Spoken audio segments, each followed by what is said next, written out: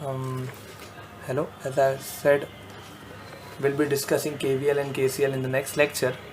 Today we'll be discussing KVL and KCL just to revise what we have already seen.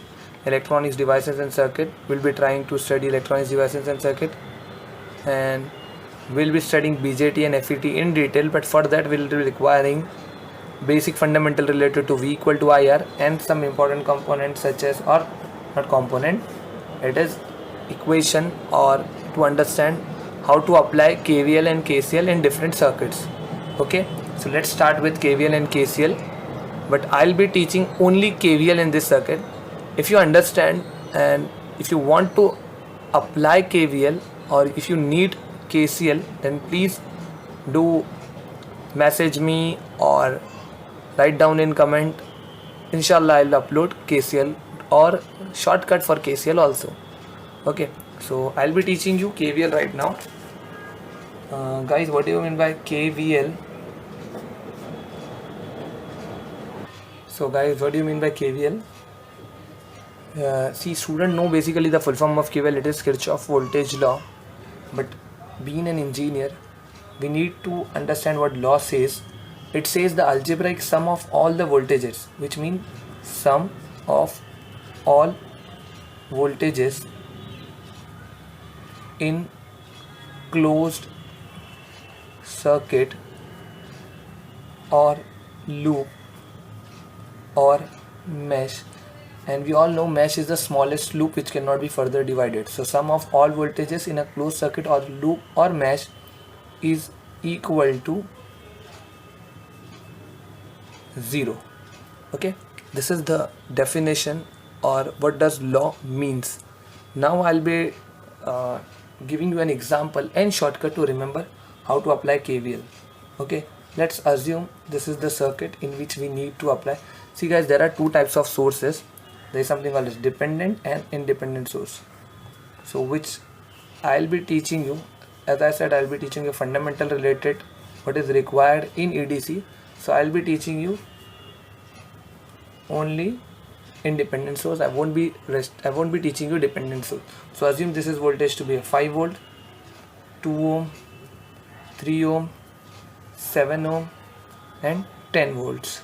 So in this circuit you need to find current using Kirchhoff voltage law.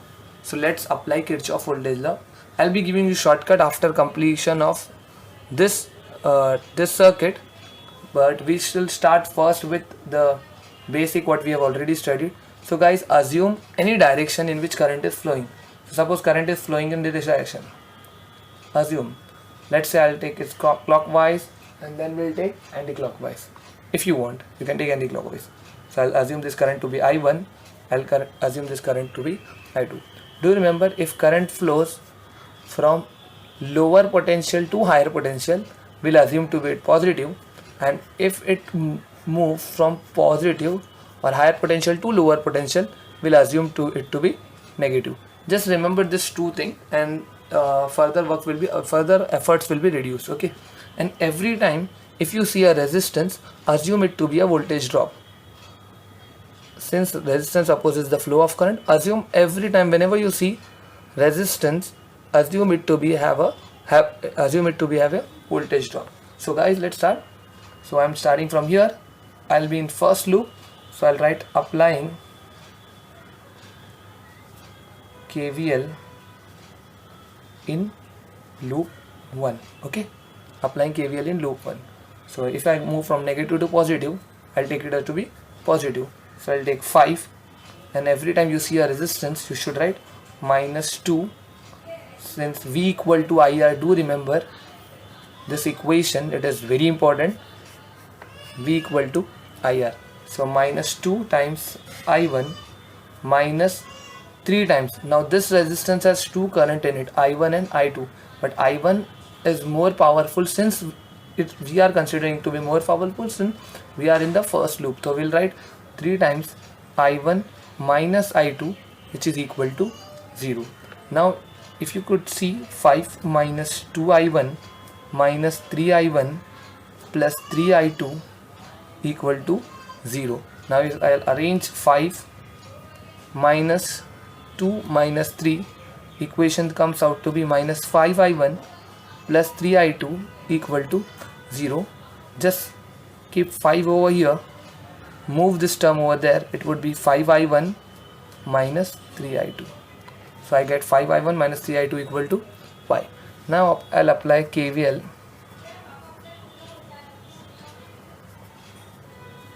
Applying KVL in loop 2. I'll apply KVL in loop 2. What happens? See guys, again this is resistance, and resistance have a voltage drop. I'll write minus 3 times. I am in second loop. I'll write I2 minus I1 now, since I am in second loop. Okay, after this resistance I'll move to this resistance. Every resistance have voltage drop, so I'll write minus 7 I2. And if I move from positive to negative, I should use minus. So I'll write minus 10 equal to 0. And I'll write minus 3i2, negative will become positive, plus 3i1 minus 7i2 minus 10 equal to 0. Now guys, minus 3 minus 7 becomes minus 10, and minus 10, if I move from that to the that part of equation, I'll get plus 10i2 minus 3i1. This minus 7 minus 3 will become minus 10. I'll write plus 10i2 minus 3i1 equal to minus 10. So this is another equation. So this is equation number 1. This is equation number 2. And we know how to solve simultaneous equation in calculator. But now please make sure how to write this equation in fast manner. This is important for JEE or JEE student also, and for NEET student also. You can directly write down the final equation of this 2 loop, and for also BEE first year graduates. So it's very simple guys. Do remember, if I am in first loop, count the total number of resistance. Now I'll be teaching you how to write directly this 2 equation. If you are in loop 1, add both the resistance. 3 plus 2 is 5. So I'll write 5i1. This resistors come under this loop also, and it has another current I2, and I1 and I2. See, you can see I1 and I2 are in opposite direction. I'll write minus 3i2 because the value of resistance is 9, equal to, if I move from negative to positive, we'll write positive, equal to 5. See, we can directly write this equation with the shortcut. Similarly, you can attempt this. Okay, see, I'll show you. We are in second loop. 7 plus 3 is 10. I'll write 10i2. 10i2. This resistance come under this loop also. I'll write minus 3i1 is equal to, see, in this loop we are moving from positive to negative, that's why we'll write minus 10. So you can write directly the equation using any circuits. Okay, finally I'll take one big circuit of 3 loop, and I'll try directly writing the equation. Okay, so let's take another circuit.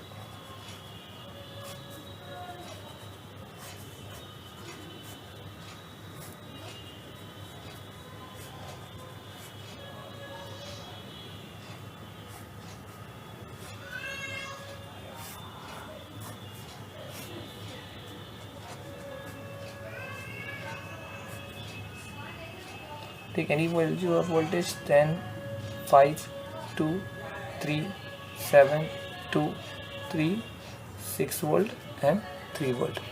See, now it will be writing directly the equation that we can understand. Okay, this will I'll take as I1, I2, I2. Make sure I am making all the equation in the direction of current, and the direction is clockwise. Okay, you can take anti-clockwise. So I'll write directly the KVL equation of first loop. Okay, so applying KVL in loop 1. Okay guys, first equation, 5 plus 2 is 7 I1 this resistance come under this voltage, so I'll write minus 2i2. Negative to positive you are moving, you should write plus 10. Very simple. So can you attempt for 2? KVL in loop 2. Come on guys, fatafat. 2 plus 3 is 7 plus 3 is 10, 10 plus 2 is 12. I'll write 12i2. This resistance comes under I1, so I'll write minus 2i1. This resistance comes under third loop, very good, minus 7i3 equal to positive to negative, we'll write minus 6. Now find this KVL in loop 3. So guys, I need to apply KVL in loop 3rd. 7 plus 3 is 10, 10 plus 2 is 12. Add the total number of resistance, 12i3, since we are in 3rd loop. Since we don't have any resistance in 1st loop, which is common, so I'll write minus 7i2 equal to, we are moving from negative to positive. If we move from negative to positive, we should say positive, so I'll write plus 3. Now you have 3 equation, 3 unknown, and you can solve it simultaneously. You have an option in calculator to solve 3 equation and 3 unknown simultaneously. Hope you enjoy this video, enjoy this shortcut. Please subscribe so that if you want, I'll upload how to solve and the shortcut related to KCL. And in the next video, if you like, enjoy this KVL, I'll be uploading with KCL simultaneously. I'll be thinking to upload KCL, but in the next lecture I'll be teaching you a very important aspect, guys. It is diode and transistor. Okay, diode and transistor. Thank you everyone. Please subscribe.